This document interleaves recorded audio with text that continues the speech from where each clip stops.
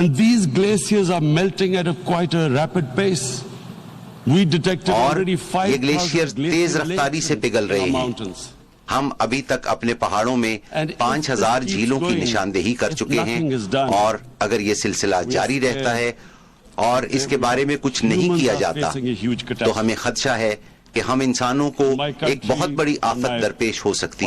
میرے ملک میں جب میری پارٹی صوبہ خیبر پختونخوا میں برسر اقتدار آئی تو ہم نے 5 سال میں 1 ارب درخت لگانے کا فیصلہ کیا، اور اب ہم نے اگلے 5 سالوں میں پاکستان میں 10 ارب درخت لگانے کا ہدف مقرر کیا ہے.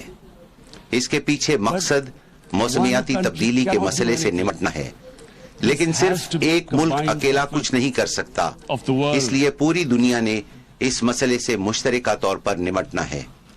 میری امید کی وجہ یہ حقیقت ہے کہ اللہ تعالیٰ نے انسان کو بے پناہ قوت دی ہے. ہم کچھ بھی کر سکتے ہیں بشرطے کہ ہم اپنی زندہ رہنے والی جبلت کو جھنجھوڑیں. Provided our survival instinct is stirred up. And this is really what I hope. مجھے قوی امید ہے کہ اقوام متحدہ اس سلسلے میں قائدانہ کردار ادا کرے گی. اس پر زیادہ سے زیادہ زور دینا چاہیے. امیر ممالک کو اس پر مجبور کیا جائے کہ ان گیسوں کے اخراج میں کمی لائیں جو درجہ حرارت میں اضافے کا باعث بنتی ہیں، کیونکہ ہم جیسے ممالک سے ایسی گیسوں کا اخراج نہ ہونے کے برابر ہے. لہٰذا میں سمجھتا ہوں کہ اقوام متحدہ کو اس سلسلے میں آگے آنا چاہیے. The United Nations must take leadership in this. My second issue. دوسرا مسئلہ جس پر میں آج بات کرنا چاہ رہا ہوں وہ میرے لیے اس سے بھی زیادہ اہم ہے. جناب صدر، ہر سال اربوں روپے غریب ممالک سے امیر ممالک میں منتقل کیے جاتے ہیں. ہر سال اربوں ڈالرز حکمران طبقات کی چوری کی نظر ہو جاتے ہیں، اور یہ سارا پیسہ مغربی بینک اکاؤنٹ میں منتقل کیا جاتا ہے، اور وہاں پر ان رقوم سے مہنگی جائیدادیں خریدی جاتی ہیں. جناب صدر، یہ عمل ترقی پذیر ممالک کو تباہ کر رہا ہے. اس سے غربت میں اضافہ ہو رہا ہے اور غریب ممالک قرضوں کے بوجھ تلے دب رہے ہیں، اور اس سے غریب اور امیر لوگوں میں فرق مزید بڑھتا جا رہا ہے. The developing world. This is causing more poverty, debts. It's impoverishing the developing world. The difference between rich and poor countries is growing because of this. Money laundering, money laundering اس وجہ سے ہو رہی ہے کیونکہ غریب ممالک سے امیر ممالک میں ہونے والی منی لانڈرنگ کو ویسے نہیں سمجھا جاتا جیسے منشیات سے حاصل کیا گیا پیسہ یا دہشت گردی کی مالی معاونت کے لیے استعمال ہونے والی مالی وسائل پر دنیا کی نظر ہے. غریب ممالک کو جس طرح اپنے بااثر طبقات لوٹ رہے ہیں اس کو کوئی جرم تصور ہی نہیں کرتا. مجھے جب سال پہلے حکومت ملی تو اس سے پہلے والے 10 سالوں میں ہمارے ملک کے مجموعی قرضے میں 4 گنا اضافہ ہوا. جو قرضہ 60 سالوں میں لیا گیا تھا اس کا 4 گنا صرف 10 سالوں میں لیا گیا.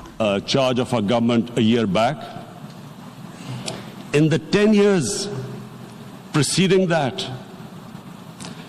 our total debt went up 4 times. The debt we had accumulated in 60 years, just in 10 years it went up 4 times. As a result, the total revenue اس کے نتیجے میں ہم نے ایک سال میں جتنا ٹیکس اکٹھا کیا اس کا آدھا صرف قرضوں کی ادائیگی پر چلا گیا. اگر یہ حالات ہوں تو ہم انسانوں یعنی اپنے 22 کروڑ لوگوں پر پیسہ کیسے خرچ کریں گے؟ وجہ یہی تھی کہ ہمارے ملک کو حکمران طبقات نے بری طرح لوٹا تھا اور وہ بڑی آسانی سے یہ سارا پیسہ ملک سے باہر لے گئے. جناب صدر، جب اس لوٹے ہوئے پیسے سے بیرون ممالک میں خریدی گئی جائیدادوں کی نشاندہی کی گئی تو ہمیں یہ پیسہ واپس لانے میں بہت سی مشکلات کا سامنا کرنا پڑ رہا ہے. ہم یہ پیسہ واپس لا کر اپنے لوگوں پر خرچ کر سکتے ہیں مگر اس سلسلے میں بہت سی مشکلات درپیش ہیں. ایسے قوانین بنائے گئے ہیں جو ان مجرموں کو تحفظ فراہم کر رہے ہیں. But they are such, it's so difficult. The laws protecting these criminals.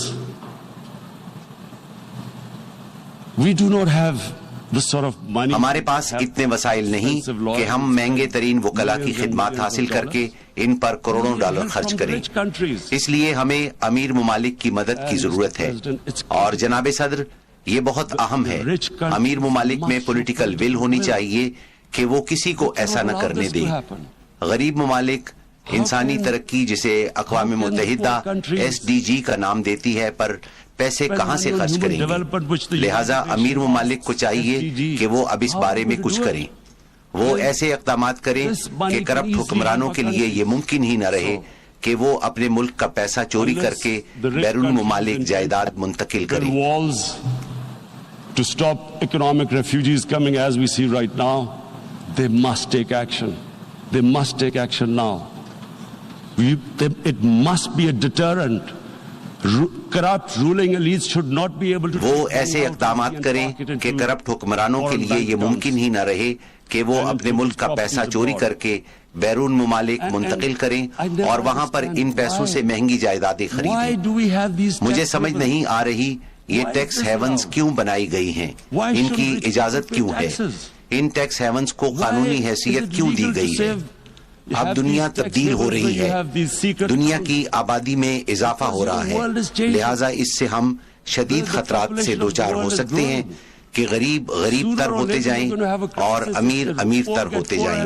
لہٰذا یہ میرا دوسرا نقطہ ہے اور مجھے امید ہے کہ اقوام متحدہ اس معاملے میں قائدانہ کردار ادا کرے گی. United Nations takes a lead in this. It involves the IMF, the World Bank, Asian Development Bank. They must find a way of stopping this. اور IMF اور ورلڈ بینک کی مدد سے ترقی پذیر ممالک کو اس طرح لوٹنے کا راستہ روکے گی. میرا تیسرا نقطہ نظر اسلاموفوبیا ہے. اس وقت دنیا میں تقریباً 1 ارب 30 کروڑ مسلمان آباد ہیں. مسلمان دیگر ممالک مثلاً یورپی یونین اور دوسرے ممالک میں اقلیتوں کی حیثیت سے آباد ہیں. 9/11 کے بعد اسلاموفوبیا میں خطرناک تیز رفتاری سے اضافہ ہوا ہے. انسانی برادریاں ایک ساتھ رہا کرتی ہیں، ان کو ایک دوسرے کو سمجھنا چاہیے، لیکن اسلاموفوبیا کی وجہ سے ہم ایک دوسرے سے دور ہوتے جا رہے ہیں. اگر مسلمان خواتین حجاب پہنتی ہیں تو کچھ ممالک میں اس کو بھی مسئلہ بنا دیا گیا ہے. حجاب کی حیثیت کیا ایک ہتھیار کی سی ہے؟ کچھ ممالک میں خواتین اپنے کپڑے اتار سکتی ہیں مگر وہ کپڑے پہن نہیں سکتی. یہ کیسے ہو سکتا ہے؟ یہ صرف اسلاموفوبیا کی وجہ سے ہوتا ہے. A woman can take off her clothes in countries, but she can't put on more clothes. How is this happening? Because of Islamophobia. And how did this Islamophobia start? After 9/11.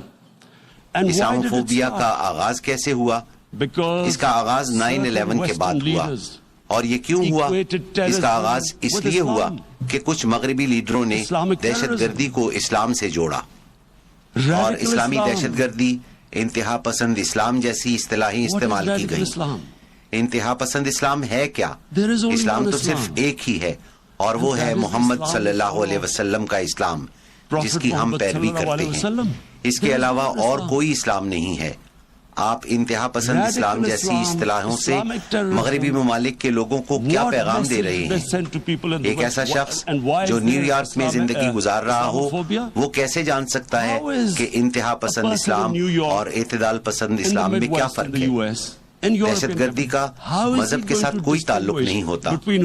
اسلامی دہشت گردی اور انتہا پسند اسلام جیسی اصطلاحیں جن کا استعمال اہم لیڈران کرتے ہیں وہ بنیادی وجہ ہے جو اس اسلاموفوبیا کی بنیاد ہے، اور اس سے مسلمانوں کو بہت تکلیف ہوتی ہے.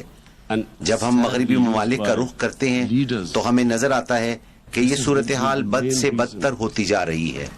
For this Islamophobia, and it has caused pain amongst Muslims. We in Muslim countries watch this Islamophobia traveling abroad, and it's getting worse. And may I just say, Mr. President, that in جناب صدر، کیا میں کہہ سکتا ہوں کہ یورپی ممالک میں مسلمانوں کو کمزور کیا جا رہا ہے؟ ہم سب کو معلوم ہے کہ جب آپ کسی خاص طبقے کو کمزور کرتے ہیں تو اس سے انتہا پسندی جنم لیتی ہے. شام اور دیگر علاقوں میں بہت سے عسکریت پسندوں کا تعلق ان طبقات سے ہے جن پر ظلم کیا گیا ہے. میں کہنا یہ چاہتا ہوں کہ ہمیں اس مسئلے کو حل کرنا چاہیے. مجھے افسوس سے کہنا پڑتا ہے کہ ہم مسلمان سربراہوں نے بھی یہ مسئلہ حل نہیں کیا. 9/11 کے بعد جب انتہا پسند اسلام کے بارے میں سوچا جانے لگا تو بجائے اس کے کہ ہم مغربی دنیا کو بتاتے کہ انتہا پسند اسلام ایک افسانہ ہے. ہر معاشرے میں انتہا پسند ہوتے ہیں اور اعتدال پسند بھی ہوتے ہیں. عیسائیوں، یہودیوں، ہندوؤں، ہر معاشرے میں انتہا پسند اور اعتدال پسند موجود ہوتے ہیں. مگر اس کا ہرگز یہ مقصد نہیں کہ کوئی مذہب، چاہے وہ اسلام ہو، یہودیت ہو، عیسائیت ہو یا ہندو مت، وہ انتہا پسندی سکھاتا ہے.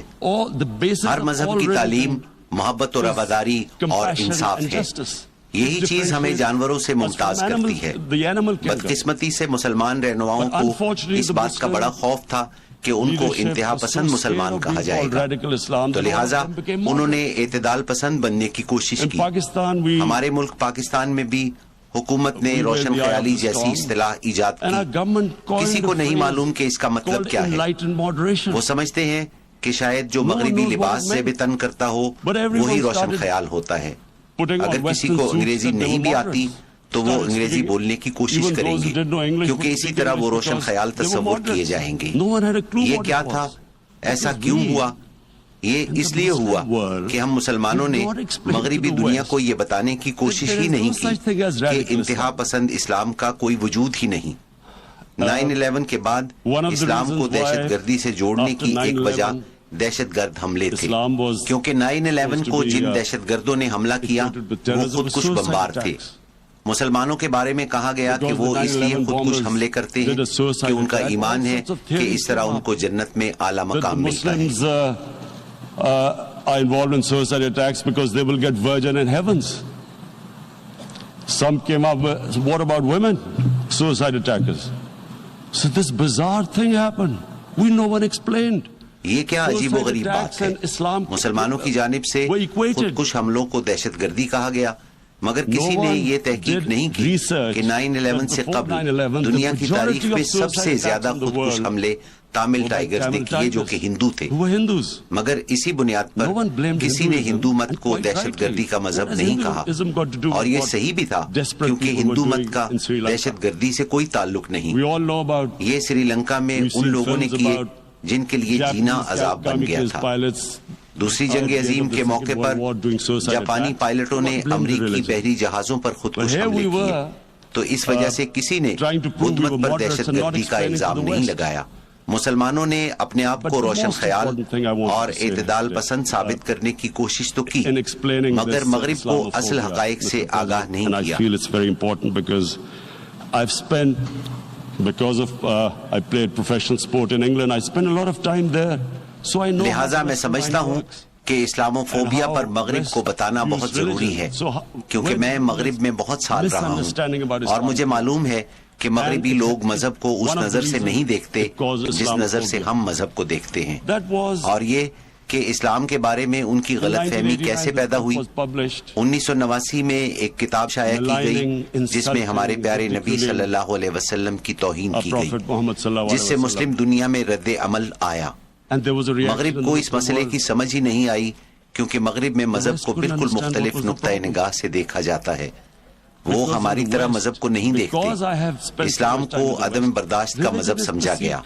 یہ مسئلہ وہاں سے شروع ہوا اور پھر ہر 2-3 سال بعد کوئی اور سامنے آتا ہے اور ہمارے نبی صلی اللہ علیہ وسلم کی توہین کرتا ہے، جس پر مسلمان دنیا سے رد عمل آتا ہے، اور اس طرح اسلام کے بارے میں عدم برداشت کا تاثر پھیلتا جا رہا ہے. And Islam took a real beating 30 years ago. I still remember it became a watershed. And every 2 or 3 years, someone would malign our Prophet, peace be upon him. There would be a reaction by the Muslims. And again, it was Islam, an intolerant religion. Again, this time, I blame a certain section of the people in the West who deliberately provoked this. میں مغرب میں ایک خاص طبقے کو اس ضمن میں ذمہ دار سمجھتا ہوں جو جان بوجھ کر اس قسم کی مذموم کوششیں کرتا ہے، کیونکہ ان کو معلوم ہے کہ اس سے کیا اثرات پیدا ہوں گے۔ مغربی دنیا کی اکثریت کو اس کی سمجھ ہی نہیں ہے، اور اس سلسلے میں مسلمان رہنماؤں نے مسلمانوں کو رسوا کیا ہے۔ ہمیں ان کو بتانا چاہیے کہ ہمارے نبی صلی اللہ علیہ وسلم کی ہمارے لیے کیا حیثیت ہے۔ میں آپ کو بتاتا ہوں کہ ہمارے نبی صلی اللہ علیہ وسلم کی ہمارے دلوں میں کتنی محبت ہے۔ نبی اکرم صلی اللہ علیہ وسلم ہماری مقدس کتاب قرآن پاک کے گواہ تھے، اور قرآن مسلمانوں کی رہنمائی کرتا ہے، اور نبی صلی اللہ علیہ وسلم کی زندگی قرآن کا عملی نمونہ ہے۔ نبی صلی اللہ علیہ وسلم نے ریاست مدینہ قائم کی، جو دنیا کی تاریخ کی پہلی فلاحی ریاست تھی، اور یہی ریاست مسلمانوں کی تہذیب و تمدن کی بنیاد بنی، جو 700 سالوں تک دنیا کی عظیم الشان تہذیب رہی۔ اور وہ ریاست تھی کیا؟ میں اسلام کے بارے میں عجیب و غریب باتیں سنتا ہوں کہ یہ خواتین کے خلاف ہے، یہ اقلیتوں کے خلاف ہے۔ اسلام نے مدینہ میں جس ریاست کی بنیاد رکھی وہ دنیا کی تاریخ کی پہلی فلاحی ریاست تھی۔ یہ وہ ریاست تھی جس نے پہلی دفعہ ناداروں، بیواؤں، یتیموں اور معذوروں کی ذمہ داری لی، امیروں سے ٹیکس وصول کیا اور غریبوں پر خرچ کیا۔ The state took responsibility of the weak, widows, orphans, poor people, handicapped. It taxed the rich, spent the money on the poor.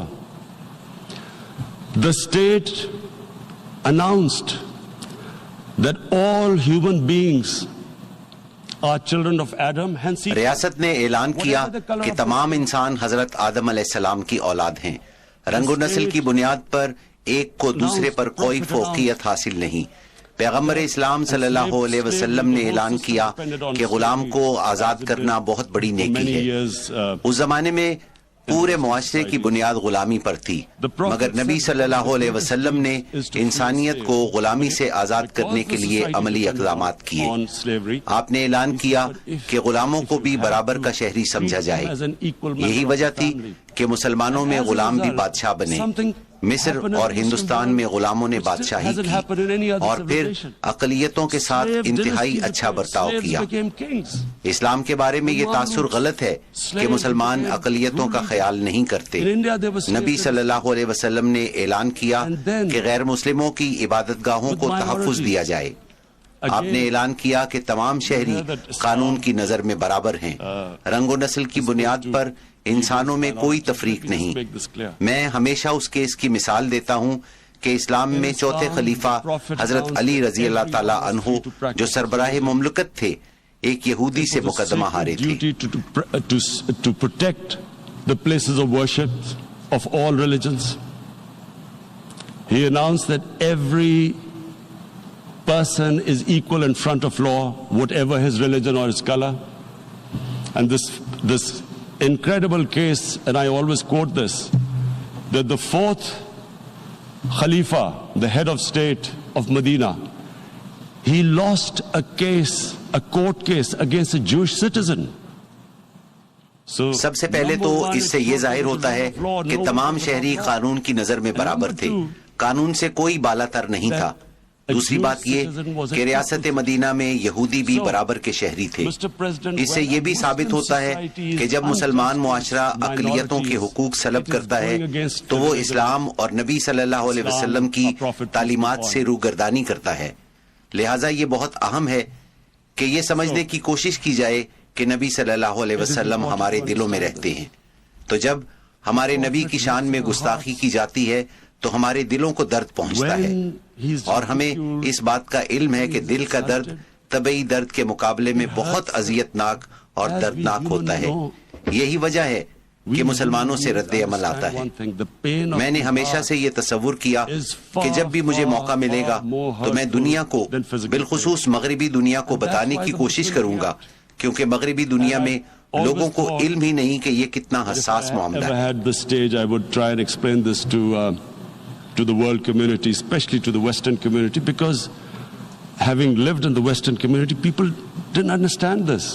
When I first went as a teenager to England, there was a جب میں ایک نوجوان کی حیثیت سے England گیا تو اس زمانے میں حضرت عیسیٰ علیہ السلام پر ایک کامیڈی فلم بنائی گئی تھی، مگر مسلمان معاشرے میں ایسی چیزوں کا سوچا بھی نہیں جا سکتا، لہٰذا ہمیں بتانے کی ضرورت ہے کہ ان چیزوں سے کیسے مسلمانوں کے دلوں کو دکھ پہنچتا ہے۔ مغربی معاشروں میں یہودیوں کے قتل عام کے بارے میں بڑی حساسیت پائی جاتی ہے، اور ہونی بھی چاہیے، کیونکہ جن چیزوں سے ان کے دلوں کو دکھ پہنچتا ہے ان کے بارے میں حساسیت ہونی چاہیے، مگر یہی جذبات مسلمانوں کے بارے میں بھی ہونے چاہیے۔ اظہار رائے کی آزادی کے بہانے ایسا کام نہ کیجیے جس سے ہمارے دلوں کو تکلیف پہنچتی ہے۔ ہمارے نبی صلی اللہ علیہ وسلم کی توہین اور بے حرمتی ہرگز نہ کیجیے، بس ہم صرف اتنا ہی چاہتے ہیں۔ اور جناب صدر، میں چوتھے نقطے کی طرف آتا ہوں جو میری نظر میں سب سے اہم ہے، اور یہی وجہ ہے کہ میں یہاں آیا ہوں، اور یہ مسئلہ ہے کشمیر کی موجودہ صورتحال۔ اس مسئلے پر آنے سے پہلے میں ایک بات واضح کرنا چاہتا ہوں کہ جب میں اقتدار میں آیا تو یہ میری اولین ترجیح تھی کہ پاکستان ہر وہ کوشش کرے گا جو امن کے لیے سود مند ثابت ہو۔ ہم دہشت گردی کے خلاف جنگ کے مشکل مرحلے سے گزرے۔ 2001 کے بعد ہم امریکہ کی دہشت گردی کے خلاف جنگ کا حصہ بنے، اور یہ پاکستان کی تاریخ کا بدترین دور تھا، کیونکہ اس جنگ میں پاکستان کے 70,000 شہری شہید ہوئے اور معیشت کو 150 ارب ڈالر سے زیادہ نقصان ہوا۔ And Pakistan went through one of its worst periods where 70,000 Pakistanis died and over 150 billion was lost to our economy. And Mr. President, I oppose the war because in the 80s Pakistan had joined the Western countries. جناب صدر، میں اس جنگ کے خلاف تھا کیونکہ 80 کی دہائی میں سوویت یونین کے خلاف جب افغان جہاد شروع ہوا تو ہم اس کا حصہ بنے، اور ان کو مغربی طاقتوں نے فنڈ کیا۔ گوریلا جنگ کے لیے مجاہدین کے گروپ بنائے گئے جنہیں پاکستان آرمی نے تربیت دی، اور مغربی ممالک بالخصوص امریکہ نے مالی امداد فراہم کی۔ اس کو افغانستان میں جد و جہد آزادی کا نام دیا گیا۔ روسیوں نے انہیں دہشت گرد کہا، مگر ہم نے انہیں مجاہدین کہا۔ 1989 میں سوویت یونین کو شکست ہوئی تو امریکہ بھی واپس چلا گیا اور ہمیں تنہا چھوڑ دیا۔ The Americans packed up and left. Pakistan was left with these groups. Come 9/11. پھر سن 2001 میں امریکہ نے افغانستان پر قبضہ کیا اور پاکستان بھی اس جنگ کا حصہ بنا۔ میں جنگ کے خلاف کیوں تھا؟ اس کی وجہ ہی یہ تھی کہ ہم نے ان مجاہدین کی پہلے ذہن سازی کی، اس لیے جب ہم نے افغانستان میں امریکہ کا ساتھ دیا تو یہ سارے مجاہدین ہمارے خلاف ہو گئے۔ میں اپنی حکومت سے کہتا تھا کہ ہمیں غیر جانبدار رہنا چاہیے تھا، کیونکہ غیر جانبدار حیثیت سے ہم ان کو کنٹرول کر سکتے ہیں، مگر جب ان کے خلاف جنگ کا حصہ بنے تو وہ ہمارے بھی دشمن بن گئے، اور اس طرح ہم ایک خوفناک صورتحال سے دوچار ہوئے اور ہمارے 70,000 لوگ شہید ہوئے۔ یہ نقصان ہم نے ایک ایسی جنگ میں اٹھایا جس سے ہمارا کچھ لینا دینا نہیں تھا۔ You become collaborators and they will attack you, which is what happened. They turned against us. We went through a nightmare. 70,000 people killed in a war we had nothing to do with. No Pakistani was involved in 9/11. Taliban Afghanistan میں تھے، القاعدہ افغانستان میں تھی، ہمارا اس سے کیا تعلق تھا؟ مگر ہم نے 70,000 لوگ شہید کروائے۔ تو لہٰذا جب میں اقتدار میں آیا تو ہم نے فیصلہ کیا کہ ان گروپس میں سے جو کچھ بھی بچا ہے ہم انہیں ختم کریں گے، اور یہ فیصلہ صرف ہم نے نہیں کیا بلکہ پاکستان کی تمام سیاسی جماعتوں نے مشترکہ فیصلہ کیا، مگر بدقسمتی سے اس پر عمل نہیں ہوا۔ لہٰذا جب میں اقتدار میں آیا تو ہم نے فیصلہ کیا کہ ہم ان تمام گروپس کو ختم کریں گے، اور مجھے معلوم ہے کہ بھارت ہم پر اب بھی یہ الزام لگا رہا ہے کہ ہم اب بھی ان گروپس کو پال رہے ہیں، مگر میں اقوام متحدہ سے درخواست کرتا ہوں کہ مبصرین کا گروپ بھیجیں اور دیکھیں کہ آیا واقعی پاکستان میں کہیں پر دہشت گردوں کا کوئی ٹھکانہ بچا ہے۔ مگر ہم نے فیصلہ کیا کہ پاکستان میں کسی عسکری تنظیم کا کوئی وجود نہیں ہوگا۔ اس مسئلے پر بات کرنے سے پہلے میں آپ کو اس پس منظر سے آگاہ کرنا چاہتا تھا دوسری بات یہ ہے کہ ہم نے اپنے ہمسایوں سے تعلقات کو بہتر کرنے کی کوشش کی. افغان سرحد پر ہم نے باڑ لگائی.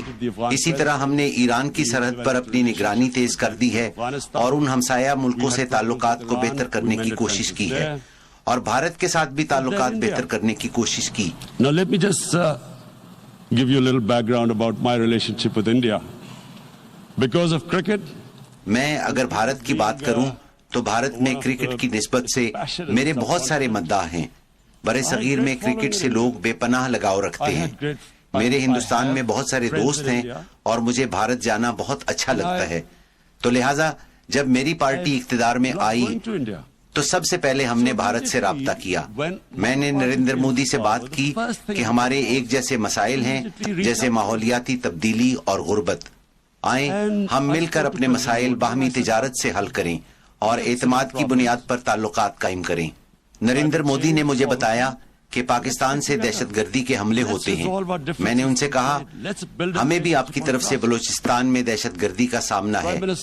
کلبھوشن یادو نے جو جاسوسی کرتے ہوئے پکڑا گیا تسلیم کیا کہ وہ کراچی اور بلوچستان میں جاری دہشت گردی میں ملوث ہے. میں نے کہا آؤ اس سے آگے بڑھیں. ہماری اولین ترجیح ہمارے عوام ہونے چاہیے. دنیا میں سب سے زیادہ غریب برے صغیر میں بستے ہیں.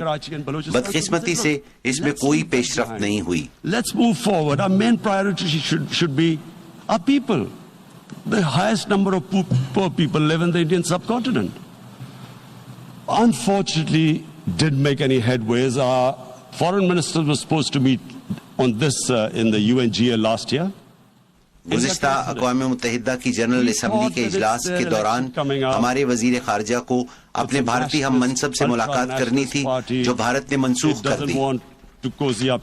ہم نے سوچا بھارت میں انتخابات ہونے جا رہے ہیں. یہ ایک انتہائی قوم پرستانہ جماعت ہے اور وہ اس موقع پر پاکستان کے ساتھ خوشگوار تعلقات نہیں رکھنا چاہتی. ہم نے سوچا ٹھیک ہے ہم انتخابات تک انتظار کریں گے. اس دوران میں ایک 20 سالہ کشمیری لڑکے نے اپنے آپ کو بم باندھ کر ایک قافلے میں اڑا دیا جس کو اس کے باپ کے مطابق سیکیورٹی فورسز نے انتہا پسند بنایا تھا. اس کے فوری بعد بھارت نے پاکستان پر الزام عائد کیا. میں نے ٹیلی ویژن پر بھارتی عوام سے بات کی اور کہا اگر وہ ہمیں چھوٹا سا بھی ثبوت دے دیں تو ہم فوری طور پر کارروائی کریں گے کیونکہ ان گروپس پر پابندی عائد کی ہوئی ہے. ہمیں ثبوت فراہم کرنے کے بجائے انہوں نے ہمارے ملک میں بمباری کے لیے جہاز بھیجے. ہم نے جوابی کارروائی کی. 2 جہاز مار گرائے اور ایک پائلٹ کو گرفتار کر لیا. ہم نے فوری طور پر پائلٹ کو واپس کر دیا اور یہ پیغام دیا کہ ہم کشیدگی میں اضافہ نہیں چاہتے. اس اقدام کو امن کا پیغام سمجھنے کی بجائے انہوں نے اپنی ساری انتخابی مہم اس بات پر مرکوز رکھی کہ انہوں نے پاکستان کو کیسا سبق سکھایا ہے اور 350 دہشت گردوں کو ہلاک کر دیا ہے جو کہ ایک سفید جھوٹ ہے. 350 terrorists. Complete lie. They had just killed about 10 trees of ours. اس میں ہمارے صرف 10 درختوں کو نقصان پہنچا اور یہ بھی ہمارے لیے خاصا تکلیف دہ تھا. He then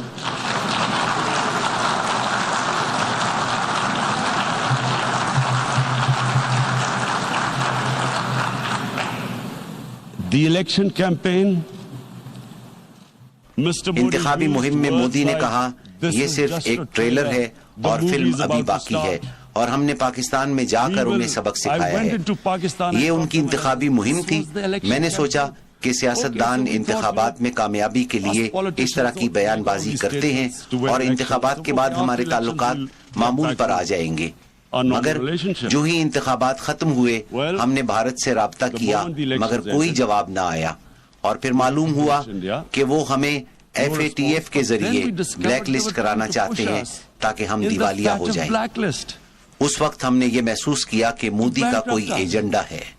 That's when we realized there was an agenda. And that agenda became obvious on the 5th August. یہ ایجنڈا 5 اگست کو بے نقاب ہوا. بھارت نے سلامتی کونسل کی 11 قراردادوں کی خلاف ورزی کی جن میں کہا گیا ہے کہ کشمیر ایک متنازع علاقہ ہے اور کشمیر کے عوام کو خود ارادیت کا حق حاصل ہے. انہوں نے شملہ معاہدے کی بھی خلاف ورزی کی جو مسائل کو دو طرفہ طور پر حل کرنے کی بات کرتا ہے. دراصل انہوں نے بھارتی آئین کی بھی خلاف ورزی کی. They actually went against the Indian Constitution. Illegally, they revoked Article 370, which gave Kashmir the special status. جب انہوں نے غیر قانونی طور پر آرٹیکل 370 کو منسوخ کیا جس کے ذریعے کشمیر کو خصوصی حیثیت دی گئی تھی، انہوں نے کشمیر میں 1,80,000 اضافی فوجی بھجوائے. اب کشمیر میں بھارتی فوج کی مجموعی تعداد 9 لاکھ ہے اور انہوں نے 80 لاکھ کشمیریوں کو کرفیو لگا کر محصور کیا ہوا ہے. Mr. President,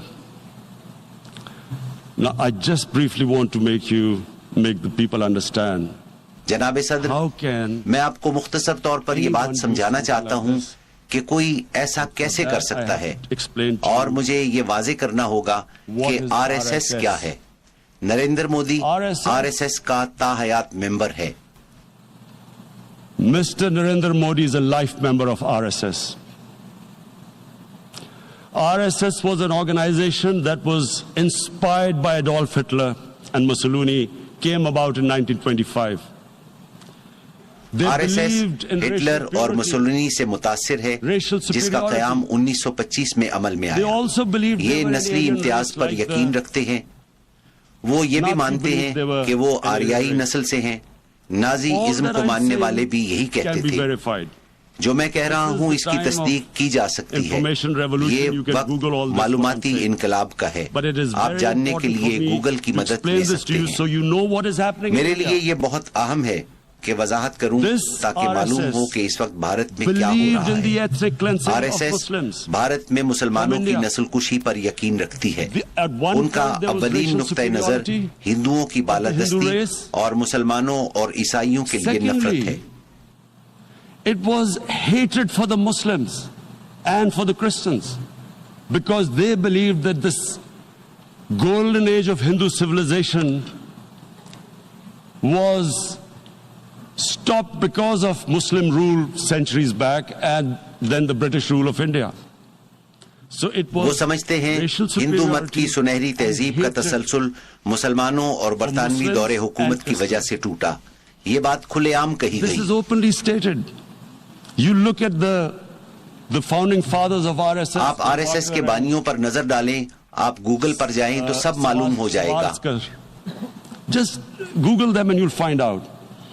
And this ideology of hate is what murdered the great Mahatma Gandhi in 1948. 1948 میں عظیم لیڈر مہاتما گاندھی کے قتل کی وجہ یہی نفرت پر مبنی نظریہ تھا, اور پھر سن 2002 میں یہی نظریہ تھا جب مودی نے گجرات میں مسلمانوں کا منظم قتل عام کیا جب وہ وزیر اعلیٰ تھے. He allowed 3 days for these RSS goons who were inspired by the Hitler brown shirts. They actually wear brown shirts. This RSS کے غنڈے 3 روز تک مسلمانوں کا قتل عام کرتے رہے جنہوں نے 2000 مسلمانوں کو بے دردی سے قتل کیا. انہوں نے ہٹلر کی پسندیدہ براؤن رنگ کی قمیصیں پہن رکھی تھی. کانگریس کے سابق وزیر داخلہ نے بیان دیا کہ آر ایس ایس کے کیمپوں میں دہشت گردوں کو تربیت دی جا رہی ہے جنہوں نے 2000 مسلمانوں کو قتل کیا اور 1,50,000 مسلمان بے گھر ہوئے. یہی وجہ تھی کہ نریندر مودی کے امریکہ داخلے پر پابندی عائد کر دی گئی تھی. مجھے آپ کو یہ پس منظر بتانا ہے کہ یہ کیسی ذہنیت ہے جو 80 لاکھ لوگوں کو 9 لاکھ فوجیوں کی موجودگی میں محصور کر دیتی ہے. عورتوں, بچوں اور بیمار افراد کو گھروں میں جانوروں کی طرح قید کر دیا گیا. اصل میں جو میں برطانیہ کے بارے میں جانتا ہوں کہ اگر وہاں 80 لاکھ جانوروں کو بھی بند kیا جاتا تو بہت زیادہ شور برپا ہوتا. یہ تو پھر انسان ہے.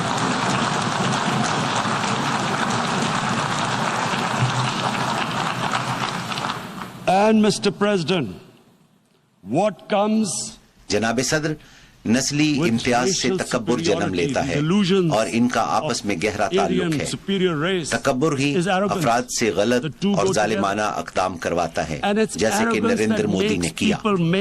یہ تکبر ہی ہے جس کی وجہ سے وہ اندھا ہو گیا ہے اور اسے نہیں معلوم کہ کرفیو اٹھنے کے بعد کیا ہوگا. It's sheer کیا اس نے اس arrogance. بارے میں سوچا؟ And it's اس پر غور arrogance نہیں that کیا has گیا blinded کہ him وہ کرفیو اٹھانے کے بعد کیا کرے گا. from the fact that what is going to happen when the curfew is lifted. Has he thought about it? This hasn't been thought through. What is he going to do when he lifts the curfew? Does he think کیا وہ سمجھتا ہے کہ کشمیر کے عوام خاموشی سے اس صورتحال کو تسلیم کر لیں گے کیونکہ بھارت نے آئین تبدیل کر دیا ہے اور کشمیر کی خصوصی حیثیت ختم کر دی ہے؟ کیا وہ یہ تسلیم کریں گے؟ جناب صدر، گزشتہ 30 سال میں 1 لاکھ کشمیری شہید ہو چکے ہیں کیونکہ ان کو وہ حق خود ارادیت نہیں دیا گیا جو اقوام متحدہ نے انہیں دیا تھا. 11,000 خواتین کی عصمت دری کی گئی. اس بارے میں اقوام متحدہ کی انسانی حقوق کی 2 رپورٹیں موجود ہیں. اس حوالے سے دنیا نے کچھ نہیں کیا کیونکہ بھارت 1 ارب 20 کروڑ افراد کی مارکیٹ ہے.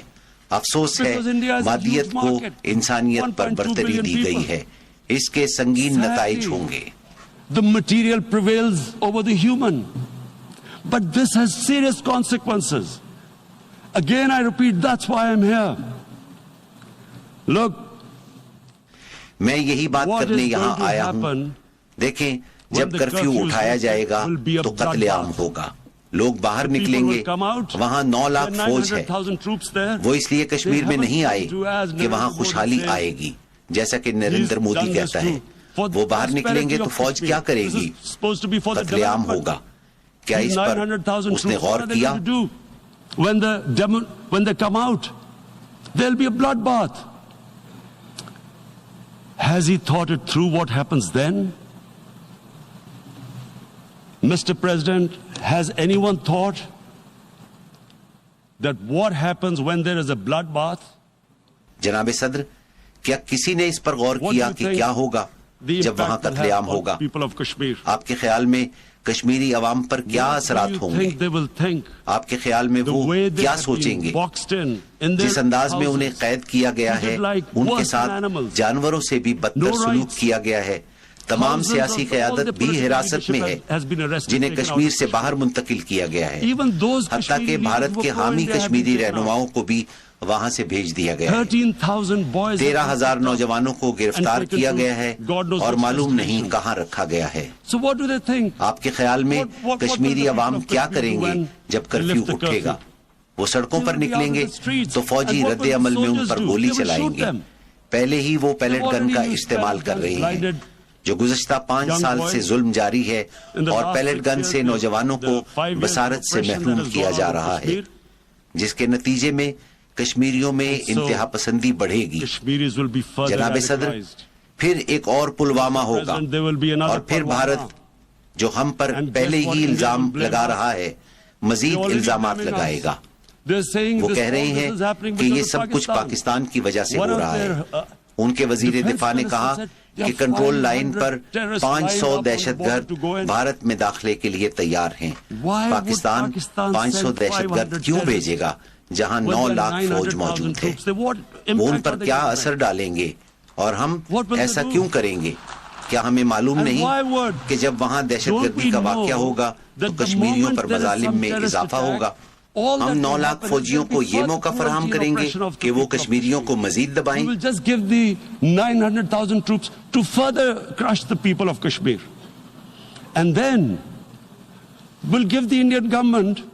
اور بھارتی حکومت کو بھی یہ موقع دیں گے کہ وہ پاکستان پر دہشت گردی کا الزام لگاتے ہوئے اسلامی دہشت گردی کا منترا دہرائے جسے سنتے ہی ساری دنیا اپنا منہ پھیر لیتی ہے اور کوئی انسانی حقوق کی بات نہیں کرتا. اور آپ جو چاہیں وہ کریں. جو آج کشمیر میں ہو رہا ہے وہ اسلامی دہشت گردی کی رٹ لگاتے رہیں گے جو کہ وہ اب کر رہے ہیں. ہمیں اس سے کیا فائدہ ہوگا اور کشمیری عوام پر ظلم میں اضافہ ہوگا اور ہم یہ کیوں چاہیں گے؟ لیکن بھارت کے پاس کوئی اور بیانیہ نہیں. جب وہ کرفیو اٹھائیں گے جو بھی رد عمل آئے گا اس کا الزام پاکستان پر لگے گا. But there is no other narrative left for India. As when they lift the curfew, whatever happens, Pakistan will be blamed, and there is always a danger of another Pulwama. They will again ایک اور پلوامہ کا خطرہ ہر وقت موجود ہے. ہو سکتا ہے وہ دوبارہ ہم پر حملہ کرے اور پھر وہی سلسلہ دوبارہ چل پڑے. اور نریندر مودی کیا سوچتا ہے کہ اس وقت بھارت میں 18 کروڑ مسلمان کیا سوچ رہے ہیں؟ کیا وہ یہ نہیں دیکھ رہے کہ کشمیریوں کے ساتھ وہاں کیا ہو رہا ہے؟ 55 دنوں سے وہ گھروں میں قید ہیں. کیا وہ نہیں دیکھ رہے؟ آپ نہیں سمجھتے کہ بھارت میں رہنے والے 18 کروڑ مسلمان کیا انتہا پسندی کی طرف مائل نہیں ہوں گے؟ اور جب وہ انتہا پسند بن جائیں گے تو پھر سارے بھارت میں ایسے ہی واقعات ہوں گے. ہم پر دوبارہ الزام لگے گا. Again we will be blamed. And I'm warning you right now, again we will be blamed. میں آپ کو خبردار کر رہا ہوں کہ ہم پر دوبارہ الزام لگے گا. جناب صدر، 1 ارب 30 کروڑ مسلمانوں کے بارے میں کیا خیال ہے جو سب دیکھ رہے ہیں؟ انہیں معلوم ہے کہ کشمیر میں ہندوؤں کے ساتھ نہیں بلکہ کشمیری مسلمانوں پر ظلم ہو رہا ہے. انہیں معلوم ہے کہ یہ سب کچھ ان کے مذہب کی وجہ سے ہے. آپ کیا سمجھتے ہیں کہ اگر 80 لاکھ کے بجائے محض 8,000 یہودیوں کے ساتھ یہ سلوک ہو تو وہ کیا سوچیں گے؟ یورپ کے لوگ کیا سوچیں گے؟ کسی کے ساتھ بھی ایسا ہو تو وہ کیا سوچے گا؟ کیا ہم کمتر مخلوق ہیں؟ کیا ہمیں اس سے تکلیف نہیں پہنچتی؟ اور پھر کیا ہوگا؟ 1 ارب 30 کروڑ مسلمانوں میں سے کچھ ہتھیار اٹھا لیں گے. Are we a children of a lesser God? Is it not going to cause us pain? And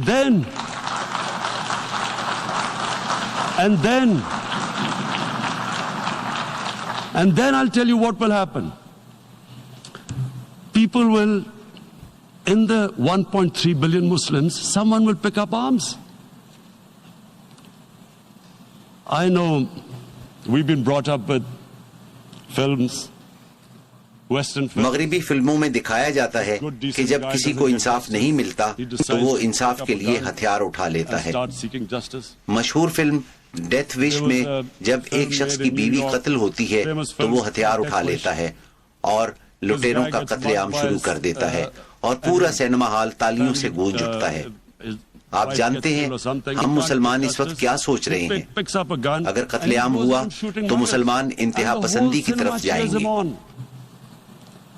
So what do you think the Muslims are thinking right now? If there is a bloodbath, there will be Muslims becoming radicals, not because of Islam, because of what they will see. اسلام نہیں بلکہ وہ صورتحال ہوگی جب انہیں انصاف نہیں ملے گا. روہنگیا کے 1 لاکھ مسلمانوں کی نسل کشی کی گئی. اس پر عالمی برادری کی کیا ذمہ داری تھی؟ آپ کے خیال میں 1 ارب 30 کروڑ مسلمانوں کا کیا رد عمل ہوگا؟ میں اپنے آپ کو کشمیری تصور کرتا ہوں جو کہ 55 دنوں سے محصور ہے. میں عورتوں کی عصمت دری کے واقعات سنتا ہوں جب بھارتی فوج گھروں میں داخل ہوتی ہے. کیا میں اس تذلیل کے ساتھ زندہ رہوں گا؟ میں ہتھیار اٹھاؤں گا. I have heard about and there are rapes, Indian Army going into homes, soldiers. Would I want to live this humiliation? Would I want to live like that? I would pick up a gun. You're forcing people. You are forcing people into radicalization. آپ لوگوں کو زبردستی انتہا پسندی کی طرف دھکیل رہی ہیں. جب لوگوں میں زندہ رہنے کی خواہش ختم ہو جائے تو وہ کس لیے زندہ رہیں؟ اگر آپ انسانوں کے ساتھ ایسا کریں گے تو آپ انہیں انتہا پسند بنائیں گے. جناب صدر، اس لیے میں دہرانا چاہوں گا کہ بہت نازک وقت ہے. اس پر رد عمل آئے گا. پاکستان پر الزام لگایا جائے گا. There will be a reaction to this. Pakistan will be blamed. 2 nuclear armed countries will come face to face like we came in February. 2 ایٹمی قوتیں آمنے سامنے ہوں گی جیسے فروری میں ہوا. اس سے پہلے کہ ہم اس سمت بڑھیں، اقوام متحدہ اپنی ذمہ داری پوری کرے. This is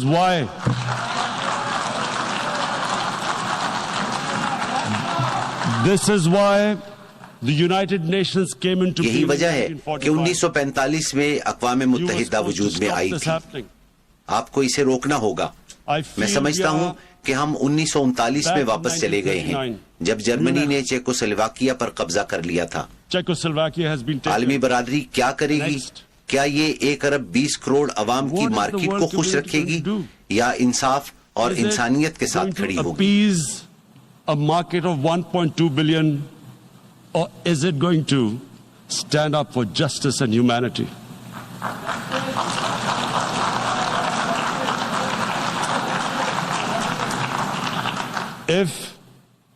اگر یہ سلسلہ جاری رہا تو آپ بدترین حالات کے لیے تیار رہیں۔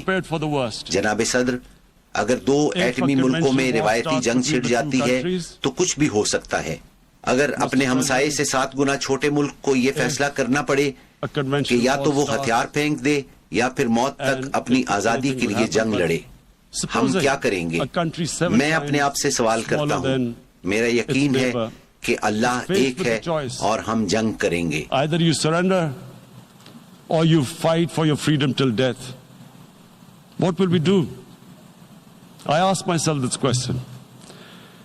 And my belief is, La ilaha illallah, there is no God but one. And we will fight. And